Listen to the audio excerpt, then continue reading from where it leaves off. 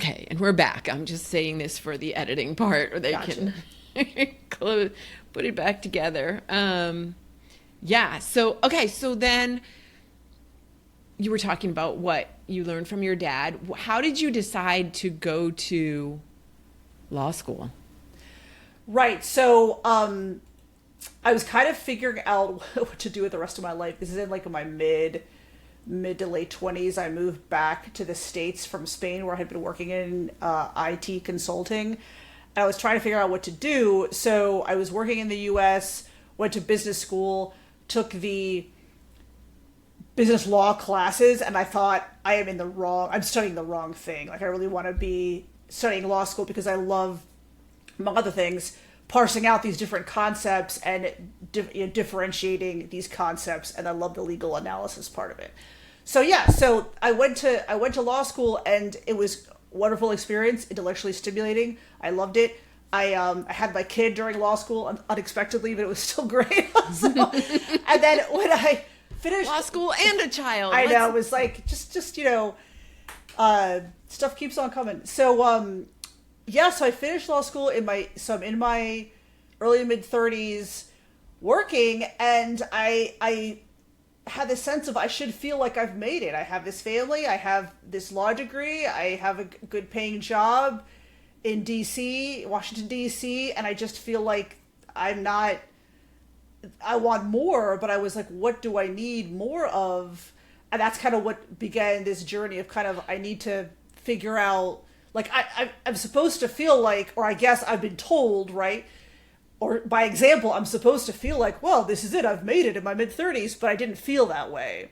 Yeah. So that was kind of a beginning of this long process, which we can talk more in detail about. Well, it's interesting that you said you felt like there should be more.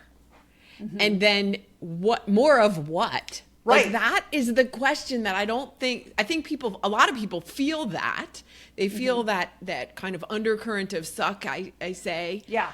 But they don't know, it's this indistinguishable feeling. Like, I don't know what I'm feeling, but I'm feeling like I need more of, and then what? More of what?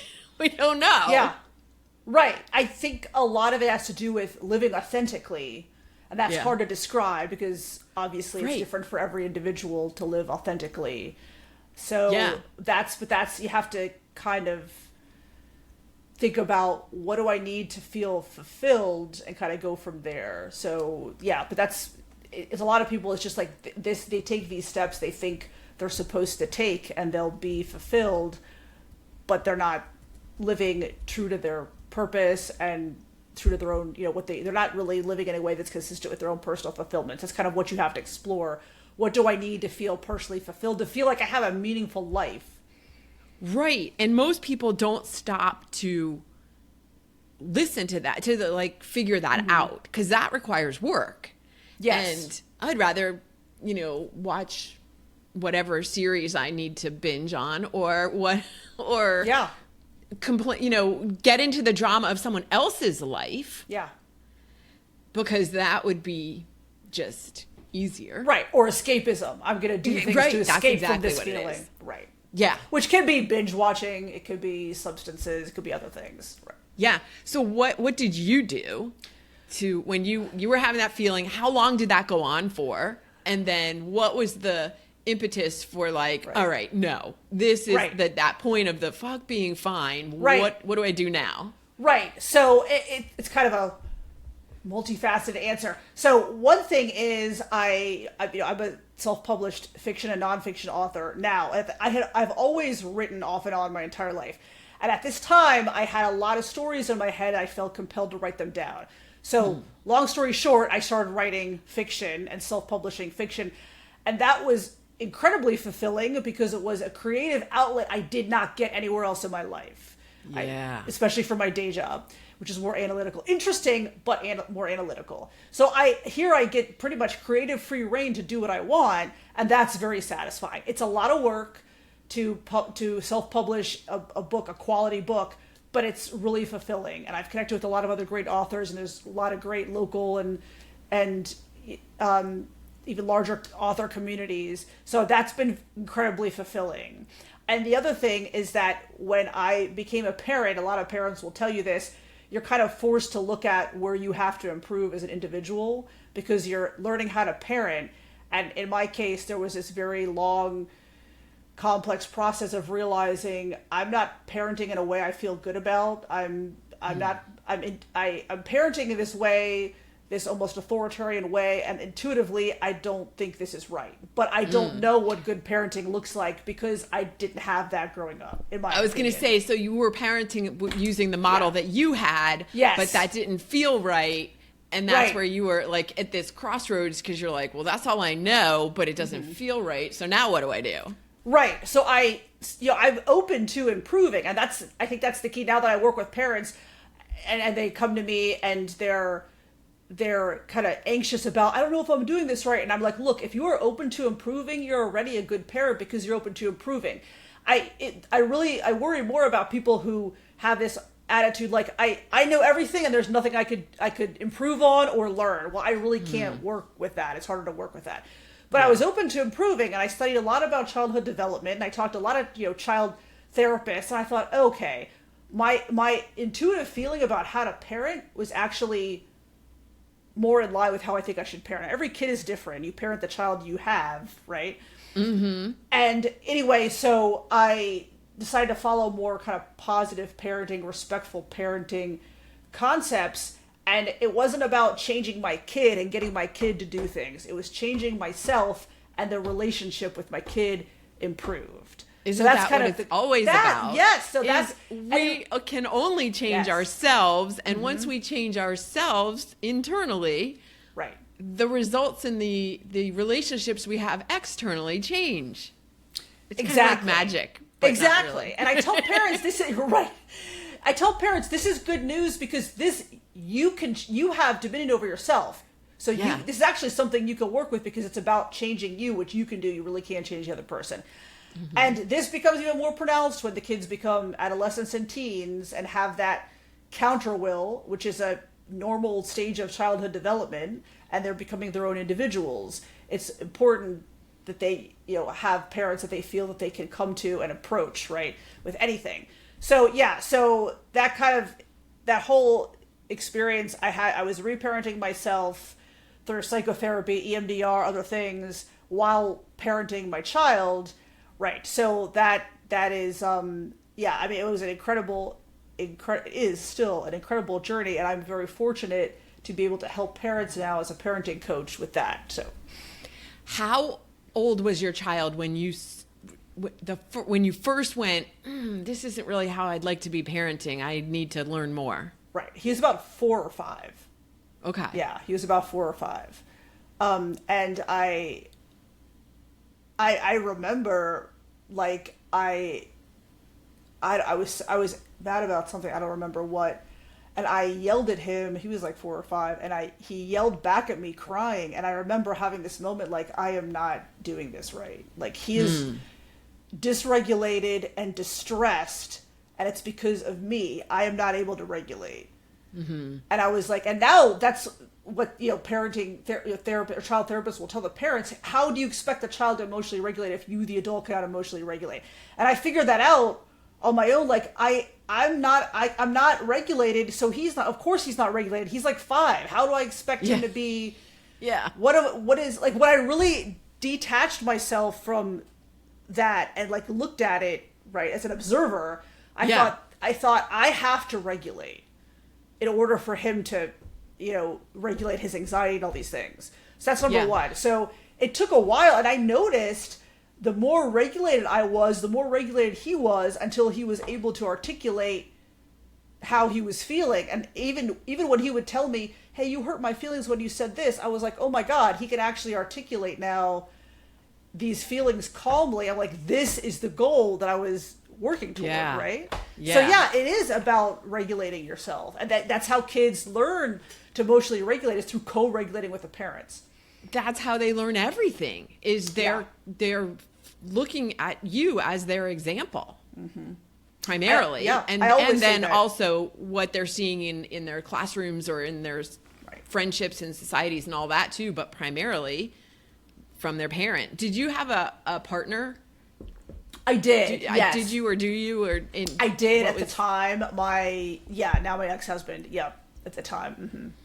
And what was his parenting style? Like, was he in sync with you that we need to adjust ourselves, or was this something you were just doing on your own and he was on his own thing, doing his own thing? Pretty much on my own. Yeah. Okay. So this actually, that was at the time. I think we divorced when my son was about 5.5. So it was right around the time. Around the same time. Right. So it was tough. And I knew this is hard divorce is hard on kids. I knew and the therapist had told me kids, especially boys, display depression a lot of the times through anger. So if he's angry, you're going to have to address that. Don't punish him for showing emotions. And that's really stuck with me. Like, okay, that's indicative of how he's feeling. It's not that he's just, wants to be angry.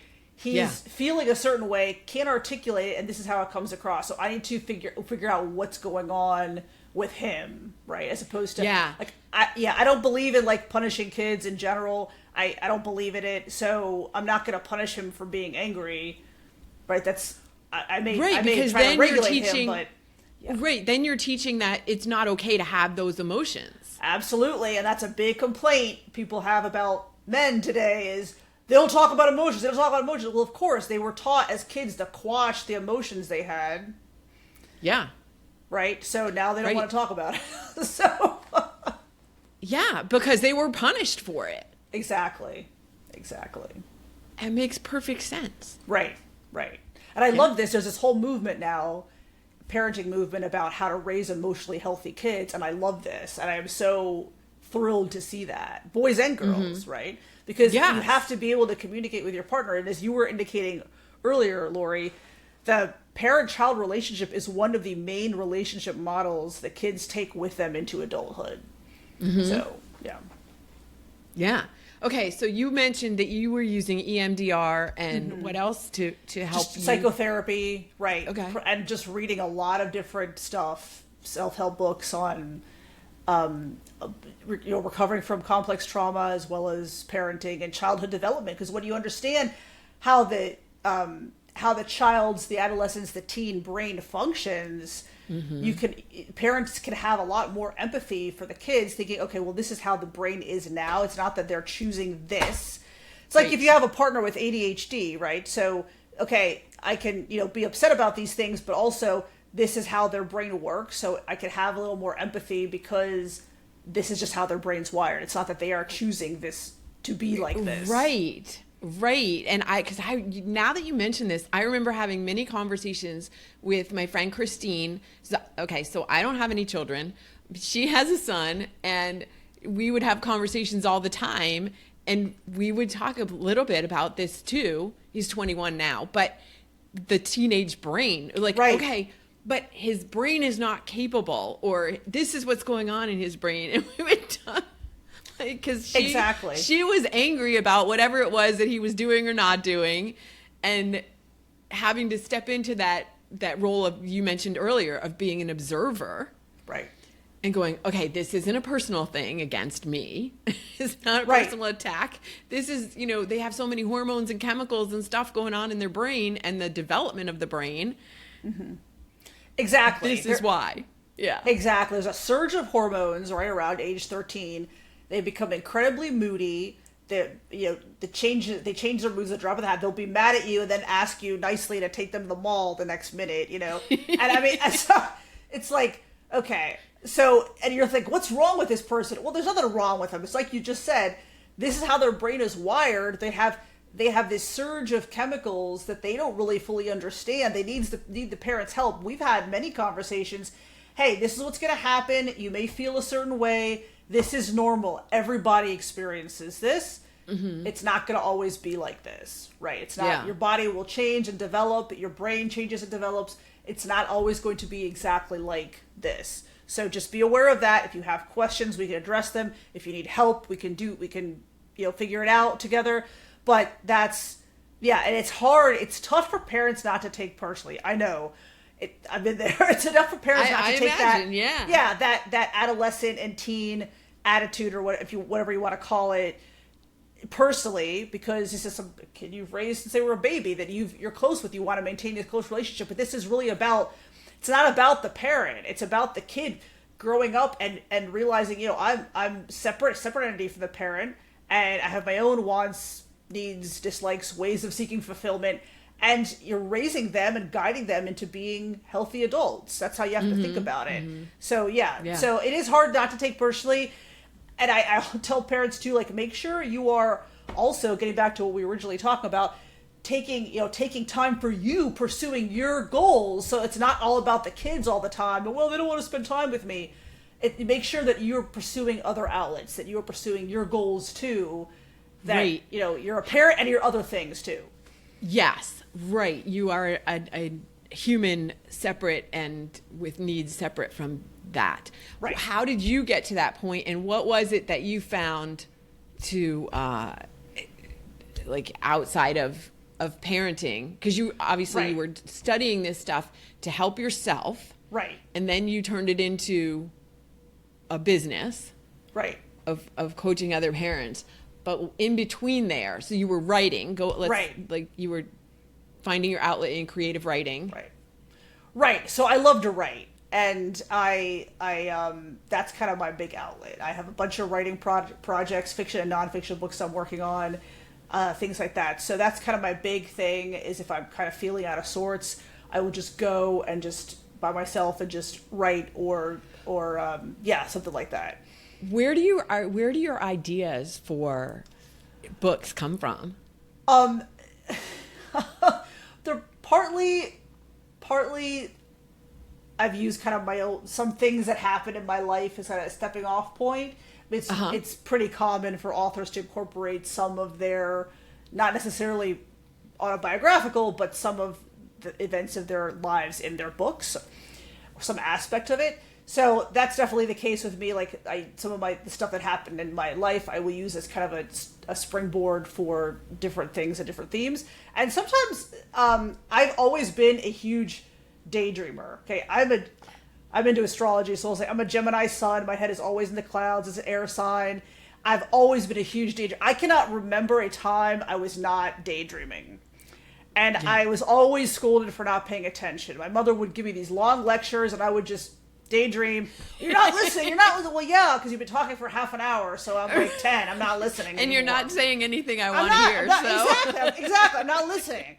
So, I would daydream constantly, and as soon as something became boring, I would just start to daydream. So I would daydream these really elaborate, complex stories, right? As an adult, I, occasionally still daydream, and because it's fun and it's relaxing, and it's also a way to think about, okay, I have, like, it's happened to me before. I have this novel I'm working on, and there's a plot point. I'm not sure how to get through it, but if I just kind of relax and kind of let my mind be open, sometimes I would just spontaneously get the information, if that makes sense.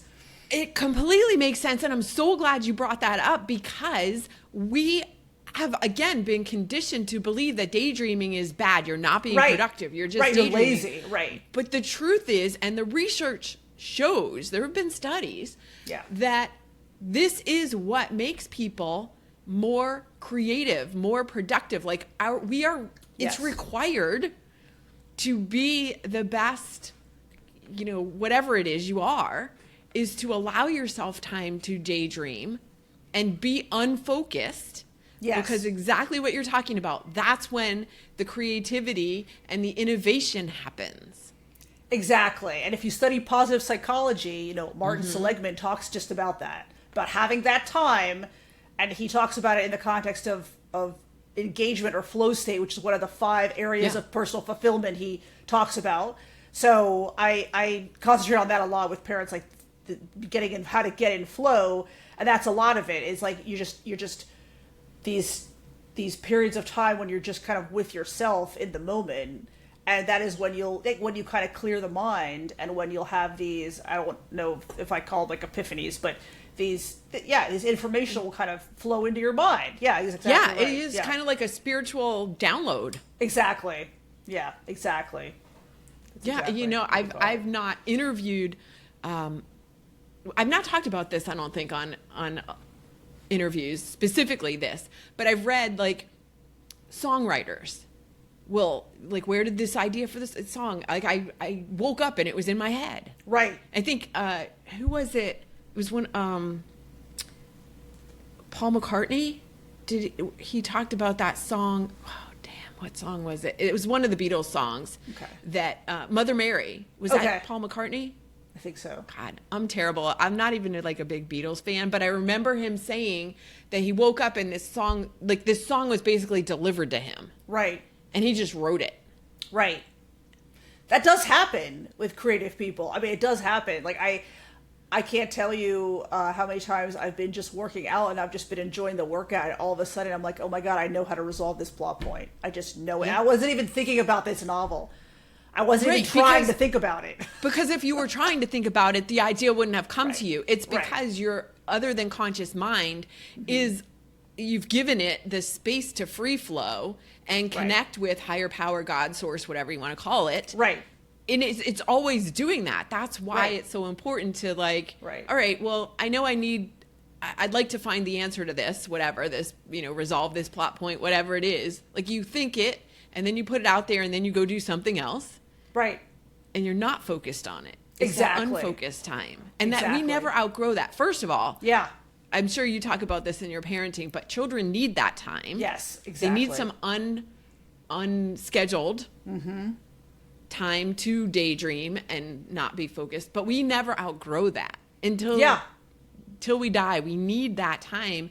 And yet, again, we've been programmed to believe that if you're not productive all the time, you're lazy, you're a slacker, you're not accomplishing, you don't have worth. Exactly. Yeah, exactly. And, there have been studies, positive psychology related studies, that have shown that we get more creative as we get older. Ooh. Which is interesting. Yeah, I was like, oh, that makes sense though. But so that's a good positive people can think about when they think about, getting older. And also, that's what you touched on about, having every minute of our day scheduled and this drive to be productive all the time. That's why one of the reasons I tell parents, look, don't schedule every minute of your kid's day. Cause I've talked to parents who say, well, my kid needs to be busy over the summer so they don't like get in trouble or do something they're not supposed to. I'm like, okay, well, if you've had some issues with your kid, those need to be addressed, obviously. But like, don't feel the need to schedule every minute of your kid's day. We do stuff, we do activities, structured activities, but also there's like free time. Okay, you have 2 hours of free time, and then we're gonna do this. Or today's an introvert day, just do whatever. But so that, like, as you said, those periods of time, unstructured time for kids are very important. Kids, adults, everybody of all ages, very important. To have those kind of experiences, to be open to things, right? That kind of unstructured time, and that doesn't go away. The need for that doesn't go away. What seems to happen is our lives get more and more hectic and more scheduled, and then as I tell parents, you got to pare down, right, to be able to focus on, pare down to have more, right? Pare down your activities to have better quality relationships. In the context of what I do, it's better quality relationships with your kids, but also with your partner, with your friends, things like that, with yourself. I was just going to say, and most importantly, with yourself. Absolutely. Yeah. Again, that's why, the whole meditation thing, or it doesn't, like, you get that time with yourself when you said you were out running. Did you say running? Right. Well, yeah, doing cardio. Yeah. So cardio. Okay. Right, Yeah. So I'm running, not a fan. Walking, hiking. Cardio. Oh, look, weights. I'm going over there. I know. So yeah. Yeah. Oh, very cool. When we talked before, and you touched on it just a second ago about the astrology. Yes. So I'm intrigued because you use spirituality and birth charts for helping parents. How did you get into that? Yes. So I get asked that question a lot because I'm a corporate attorney. So like, how did you get into this?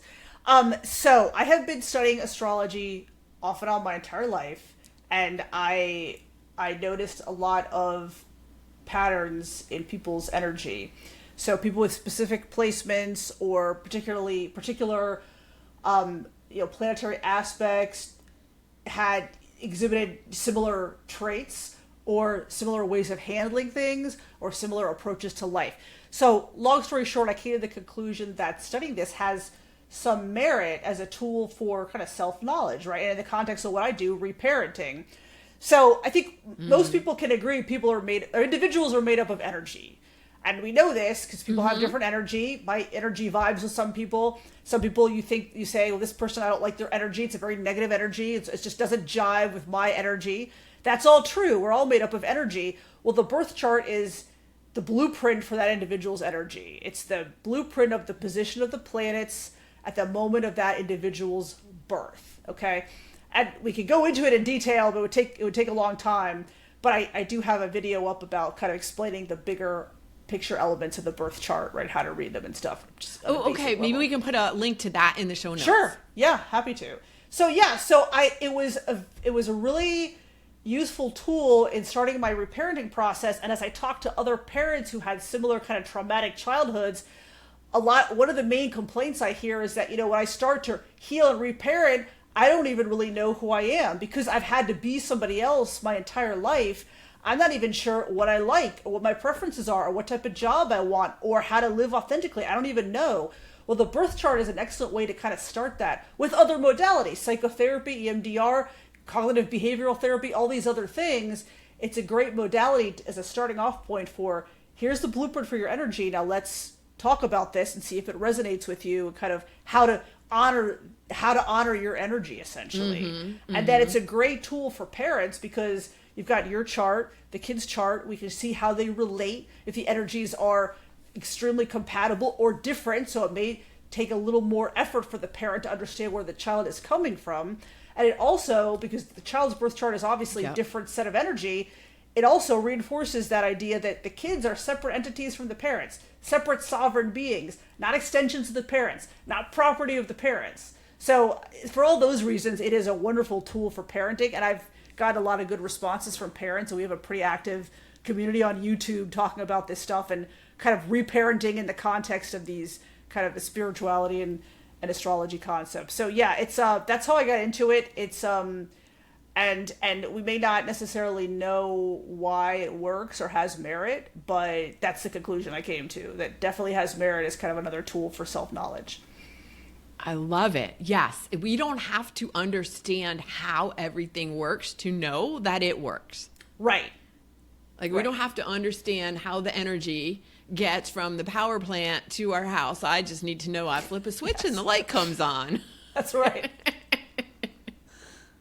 I love it. Oh my gosh. This has been such great information that you've shared. Thank you. Thank you very much. Yeah, this is good stuff. I'm going to ask you first about your hype song. And then, so we're talking about energy. Okay. When you need to boost your energy, what's the song you listen to do that? Oh my gosh, "Don't Stop Believin'" by Journey. So I listened to that. I love it. I listened to the original. I also, full disclosure, I'm a huge EDM fan, so I listened to a lot of EDM versions of that song.